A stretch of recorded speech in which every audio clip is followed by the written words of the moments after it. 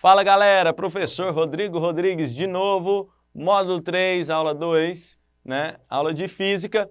E vamos lá, agora a gente vai falar um pouquinho das 3 leis de Newton, né? Newton fez 3 leis, né, muito importantes que foram a primeira lei, princípio da inércia, segunda lei, princípio fundamental da dinâmica e terceira lei, princípio da ação e reação. Essas 3 leis, né, elas se tornaram muito famosas porque ela consegue falar de qualquer movimento, né? Então, qualquer movimento pode ser descrito pelas 3 leis de Newton, né? Então, qualquer movimento, quando está se falando de física clássica, pode ser descrito pelas 3 leis de Newton. Essas leis valem para todos os movimentos. E durante todas as leis a gente vai estar falando de força, que foi o assunto da última aula, né? Então, o primeiro princípio, né, princípio da inércia, e o princípio da inércia fala que a tendência, né, de tudo que está em movimento é permanecer em movimento retilíneo e uniforme, e o que está em repouso permanecer em repouso, ou seja, tudo sempre tende a estar ou em repouso ou com velocidade constante, né? Então, se não tiver nenhuma força externa, nenhuma força resultante, né, atuando naquilo ali, ele vai estar ou em repouso ou com velocidade constante. Então, se você vai lá no espaço sideral, onde não tem gravidade, não tem nada, e você pega uma pedrinha e joga, aquela pedrinha vai andar em linha reta o resto da vida, porque é a tendência dela e não tem nenhuma força ali atrapalhando ela de fazer aquilo, né? Quando se está em repouso também, se eu estou em repouso aqui, paradinho, né? Aqui existe força, mas não existe força resultante. Como assim? Né? Tem a força gravitacional, aí o chão me segura, faz uma força que chama normal, mas uma força anula a outra, né? Então acaba que não tem força resultante. Então, se ninguém vir aqui fazer outra força em mim para que tenha força resultante, eu vou permanecer em repouso até o final dos tempos, né? Então, a tendência de tudo é ou repouso ou velocidade constante. Vamos lá. Segundo princípio, princípio fundamental da dinâmica, fala basicamente, né, a respeito dessa equação, fala que se você pega um corpo, né, faz o produto da massa dele com a aceleração dele, isso vai dar o valor da força resultante. O que é força resultante? É a soma de todas as forças que atuam em um corpo. Se você pegar todas as forças e somar, aquele valor lá vai ser o valor da força resultante.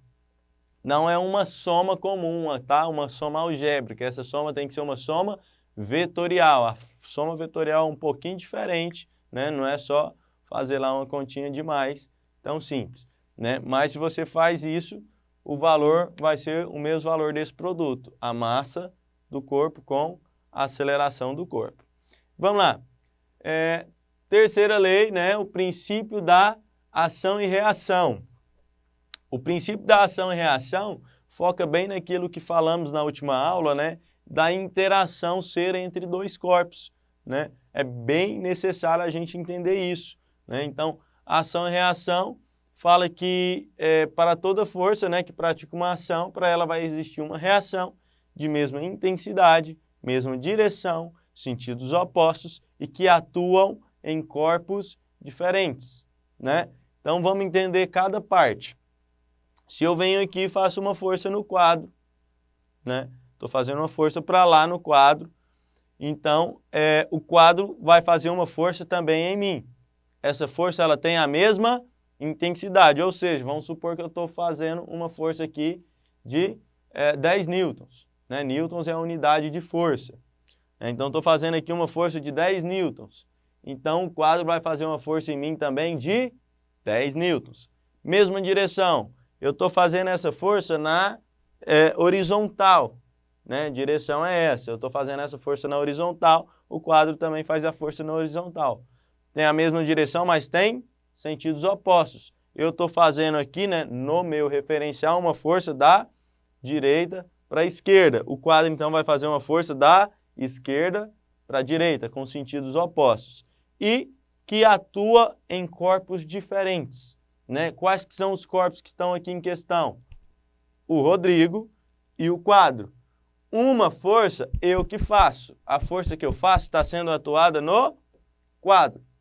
A outra força quem faz é o quadro, né? Que está atuando em mim. Então, uma força eu faço, a outra força o quadro faz, né? Cada uma vai ter consequências diferentes. Por quê? Porque está agindo em corpos diferentes. Muitas vezes eu estou dando uma aula disso e eu deparo com a seguinte pergunta, né? Ou com alguma similar. Ah, professor, e se eu vou lá e dou um murro no vidro e o vidro quebra? A força que eu fiz, né, no vidro é a mesma que o vidro fez na minha mão? Porque o vidro quebrou lá, né? A janela lá, vamos supor que seja uma janela de vidro, quebrou e a minha mão não, minha mão está inteirinha, né? E mesmo assim foi a mesma força? Foi a mesma força. Isso, igual eu falei no início da aula, sempre vale, né? Ué, mas como assim então? Se foi a mesma força, por que o vidro quebrou? Porque o vidro é um corpo diferente do seu, né? Então, a mesma força tem consequência diferente dependendo de qual corpo, em qual corpo ele está atuando, né? Então, eu vou lá, vamos supor que eu faço uma força lá no vidro de 100 newtons, né? Eu suporto, a minha mão suporta 100 newtons, mas o vidro não suporta, por isso que o vidro quebra e minha mão continua inteira, né? E é muito importante também a gente entender, deixar bem claro essa parte, porque tem, por exemplo, um outro exemplo que eu dei também, eu estou paradinho aqui, tem a força peso para baixo e a força normal para cima. A força, elas estão com sentido oposto, na mesma direção que a vertical, sentido oposto e tem a mesma intensidade, inclusive por ter a mesma intensidade que elas se anulam. Mas forma par de ação e reação? Bom, não forma par de ação e reação, porque não tem como eu ter par de ação e reação. Peso é força de campo e normal é força de contato. Então, não tem como a gente ter par de ação e reação, uma sendo de contato e outra sendo de campo, né? E outra coisa, tanto o peso quanto a normal estão atuando em mim, estão atuando no Rodrigo, não estão atuando em corpos diferentes. Então, não forma par de ação e reação quando atua no mesmo corpo, né? Então, são essas as 3 leis de Newton, né? Princípio da inércia, que fala da tendência das coisas permanecerem em repouso ou, né, com velocidade constante, né? Inclusive em repouso isso aqui chama de equilíbrio estático, quando está em repouso, quando está com velocidade constante, equilíbrio dinâmico. Princípio fundamental da dinâmica, que fala que o produto entre massa e aceleração é igual à força resultante, né? E o princípio da ação e reação, que fala que as forças são sempre aos pares, né? Ação e reação, e a ação e reação têm mesma intensidade, mesma direção, sentidos opostos e atuam em corpos diferentes. Valeu, né? Espero você em mais uma aula.